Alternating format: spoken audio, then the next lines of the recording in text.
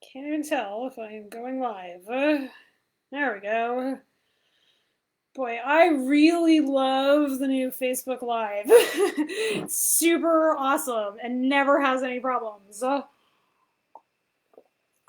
right, my friends, it is our last Tuesday on Facebook Lives. And I am so excited to be here because I'm going to get down and dirty today and talk about the morning after, the night before, right? And how this process actually looks.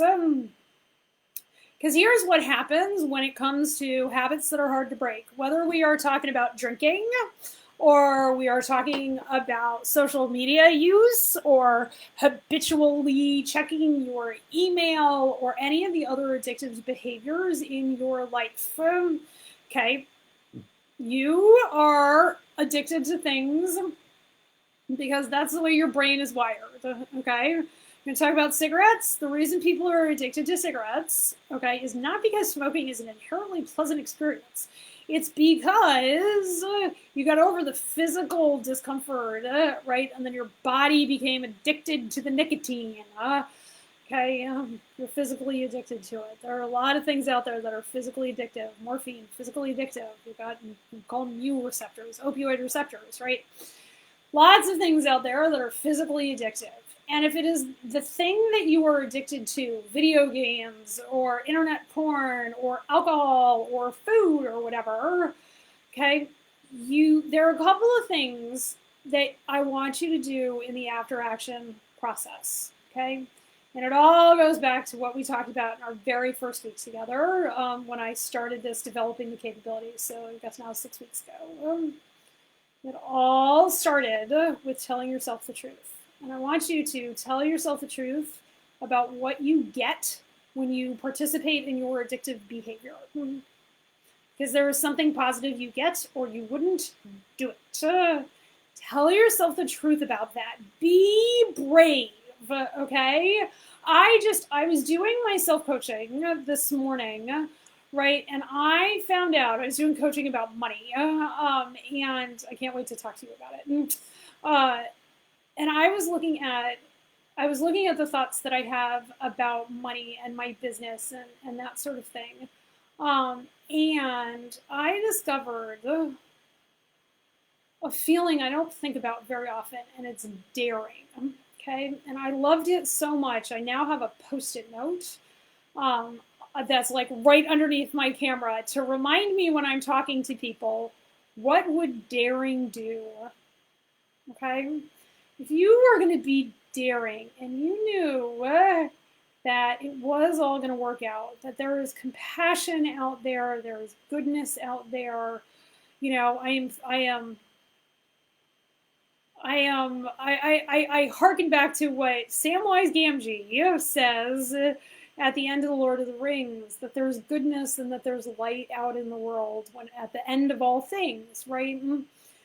When we are giving up an addiction, okay, and I am more than happy to draw out a parallel to Lord of the Rings, because if you know me, you know I'm a Lord of the Rings nerd, right? But that ring is an addiction, okay, and it's very hard for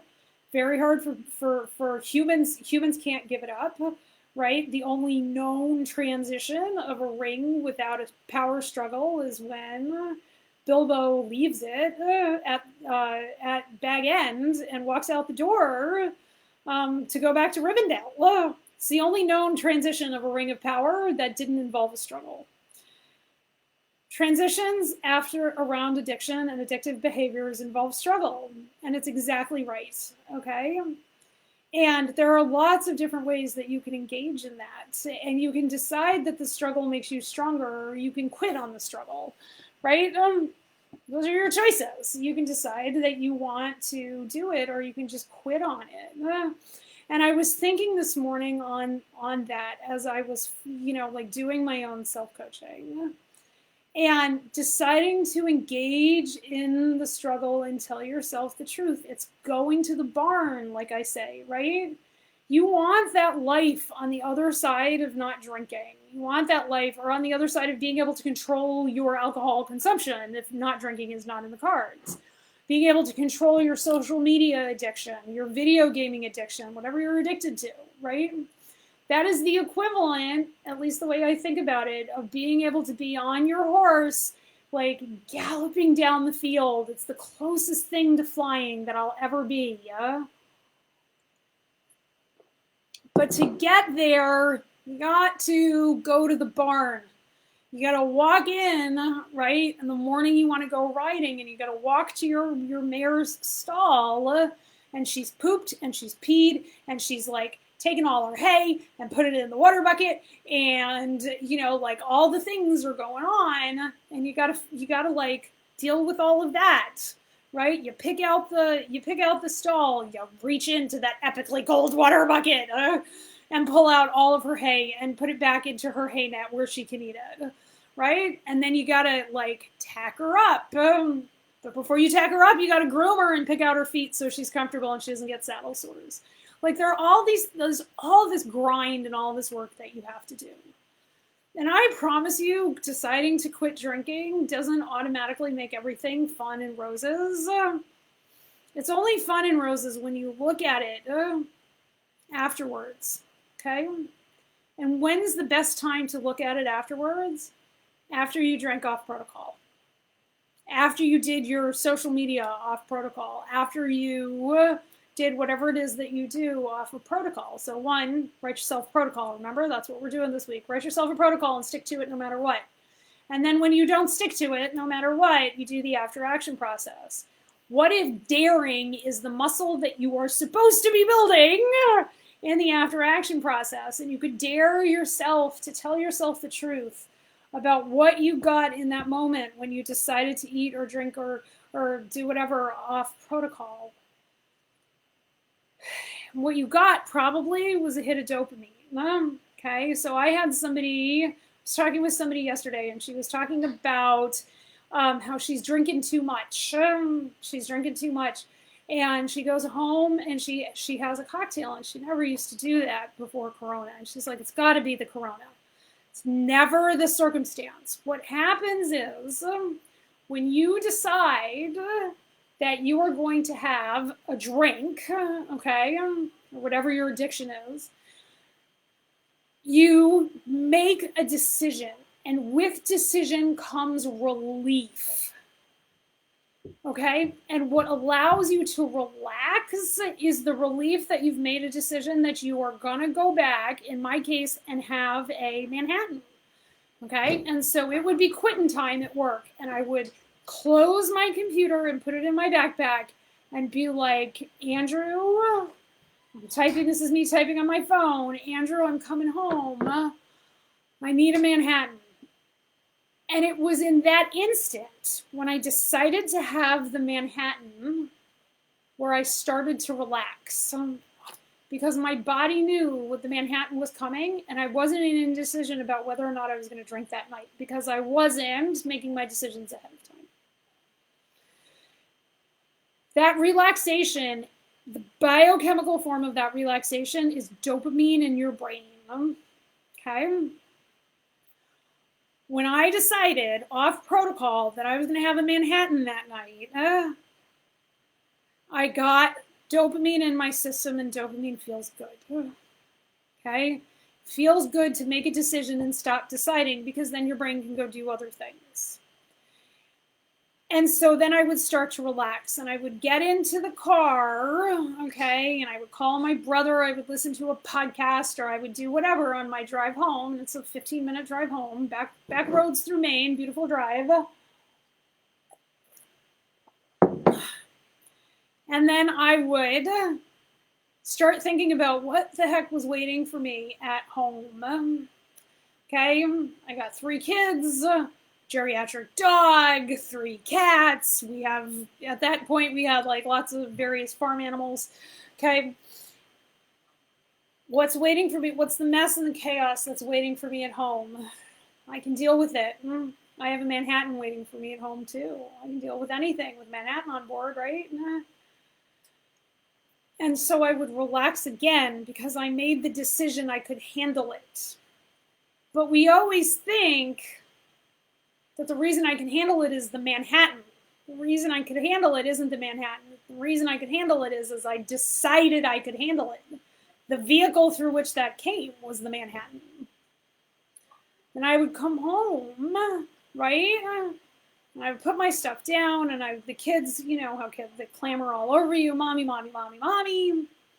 And I would turn to Andrew, and he'd be like, Manhattan, coming right up. And I would be annoyed when he didn't hand me a Manhattan when I got into the kitchen, right? I told him I was coming home.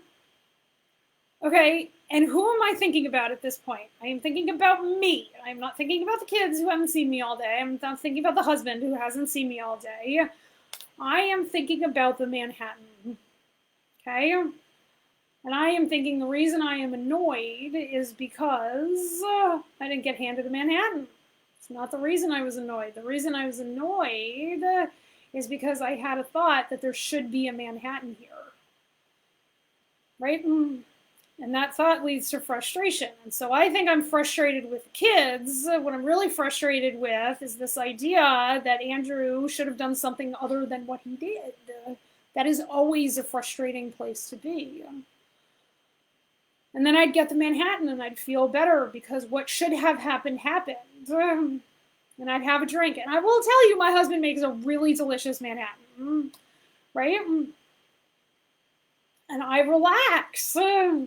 Okay, and then the alcohol crosses the blood-brain barrier, disassociates, right? It disassociates your prefrontal cortex from the rest of your brain, kills the cells in your prefrontal cortex, and that feels good until it feels bad. Okay, and I would have a Manhattan, and it would feel good. And we'd go about the rest of our night, and I might have another one most of the time. I wouldn't. And we'd go about the rest of our night, and then I would be lying in bed, and I couldn't fall asleep, and I couldn't fall asleep, and I couldn't fall asleep. And that was really where deciding to quit drinking started for me. Is when I would be lying in bed, having sweats, trying to process the alcohol, wondering what the heck was going on. And telling myself the truth in that moment, that the way I felt right then didn't overcome how good it felt to take a sip of that Manhattan when I got home.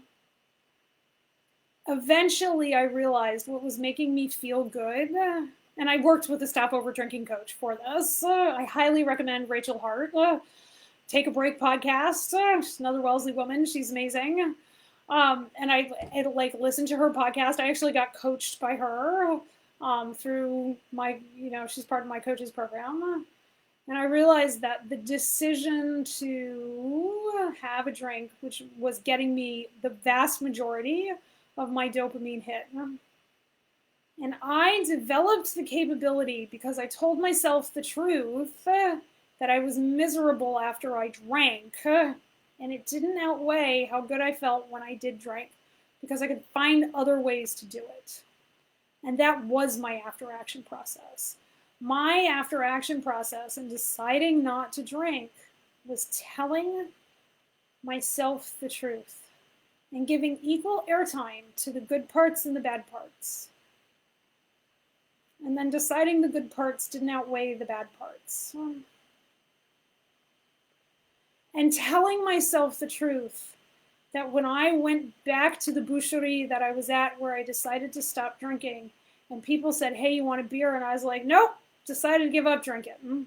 And I did not even think I said that the first afternoon. I didn't think I said that till the next day when I decided I was going to go stand in my truth and talk to people. Because what I really wanted to do was set up the sobriety tent, right?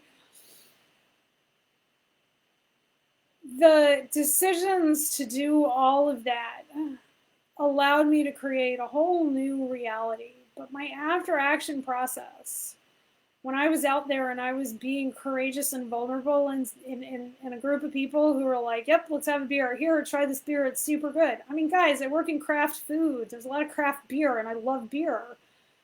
And I'm like, nope, all done with it. And the discomfort. What if you told yourself the truth of the discomfort you feel when you are out there being the person that you are meant to be, and that is your after action process? What if you told yourself the truth about what it feels like to have a hangover? Okay, I've only been blackout drunk once in my 20s. Never drinking tequila again. What if you told yourself the truth about what that feels like and give equal airtime to the parts that were good and the parts that were bad? Okay?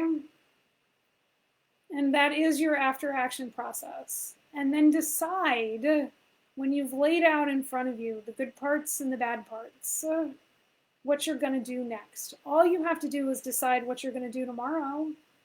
Don't borrow problems that you don't have yet. Decide what you're going to do tomorrow. 24 hours. For the vast majority of us, we like to make plans, I mean, guys, I hand you business plans that are 48 or 68 months in advance. Tomorrow. Focus on tomorrow. Focus on next week. That's all the human brain really actually is capable of. So we might as well work within the capabilities that we have. That's what sets the stage for iterative change. What did I observe about what I did? Okay, so that's like I did coaching with my coaching group behind me. What did I observe about what I actually did? Okay, what did I observe about my drinking? What did I observe about my cannabis consumption? What did I observe? And what am I going to do about it? And how much am I telling myself the truth about it? And that is truly it, guys. That is the sum total of what you have to do. And I know you want the answer to be like super more complicated. Like there are lots and lots of super complicated books. Okay, and I myself came up with the 10-step process. Like I put it in my story. I put the first couple of steps in my story, but I forgot the last 3, right? Because the point of all of this is not the navel gazing, right? You settle into your negative feelings, all right? It is very difficult to tell yourself the truth unless you tell yourself the truth first about the feelings that you have that are negative. Tell yourself the truth about that first, okay? Stop resisting your negative feelings. When you stop resisting your negative feelings, literally everything is possible. That was the only piece of advice I wanted to leave you with after all of these weeks of coaching together. Develop the capability to recognize your resistance. Because you're not going to go from not like being resistive to not being resistive. That's not how that works. Just develop the capability to recognize it. That's all you got to do. Your brain will take care of the rest. I promise. Okay, because what happens is that when you go through this and you develop this whole pile of understanding of what works in your life, and maybe for some of you it works for you to drink, but as you develop the capability to see what works, you're going to see what works even better. And for most people, what works even better than drinking is not drinking. Not for everybody, but for most people. Okay? If you're on a weight loss journey, I guarantee you, at some point to lose the rest of the weight, the alcohol is going to leave. And it's just part of it. But by the time you get there, it will not be a big deal. It just really won't. And one day you will wake up and you will be like, I haven't wanted a drink and I don't even remember how long. And it really doesn't even take that long, guys. It truly, truly does not take that long. And so when you look at it from that perspective, okay, you can understand that you can just, developing the capability is about developing the tolerance for fear, discomfort, and failure. And if you develop that tolerance around your drinking or other addictive behaviors, you can do it in absolutely anything. Okay? And it starts by telling yourself the truth, guys, and deciding what you're going to do from that truth, and then going out and doing it no matter what. And when you fail, when you fall off the wagon, just go back up and start again. Because the past is neutral, no matter what happened in your past. And I know some of you have incredibly painful pasts. I have talked about some of the things in my incredibly painful past. But even that, deciding you have an incredibly painful past, is a way of keeping yourself out of the present. Because that means you have to go back and fix your past. What if your past doesn't need fixing? Your past is exactly right, and it happened all exactly right for you to get to where you want. And that where you want to go, if you ain't there, then you're still on the journey. As my sister-in-law says, if it's not a happy ending, it's not the end. Just keep going. Dare yourself to put one foot in front of the other. Okay? Dare yourself to see what happens when you're feeling that urge to have a drink, that urge to go check your social media feed, to scroll through Instagram and be with that urge. And dare yourself to find out what happens if you just breathe into that urge and allow it to pass, and recognize the urge as a set of words in your head, the urge to beat yourself up, the urge to have a drink, the urge to binge eat. And just put one pause in. And if all you do is just put one pause in, your brain will figure out how to build on that pause if you decide that you want to. And that's how you create iterative change. The iterative change is absolutely in the pause. We hear the music in the rests. We feel the dancing when the dancers stop. We applaud when they're doing the fouette turns, those whip turns. We pause, we applaud in the stop, right? We applaud when they decide to keep going again, but there's a pause when you're doing a fouette turn, right? And you're using one leg to create the momentum to move your whole body around. There is I can do a fouette, or I could do a fouette. It's always in that pause that we develop the skill to keep moving. Allow yourself the pause to reflect on what's working and what's not working, and give them equal airtime, and then decide what you're going to do next. It's really, truly that easy. It is really, truly that hard. Developing the capability to tell yourself the truth about your own addictive behaviors, it's not easy. And we as human beings want to go towards pleasurable. We want to escape pain. And above all, we want to make it easy.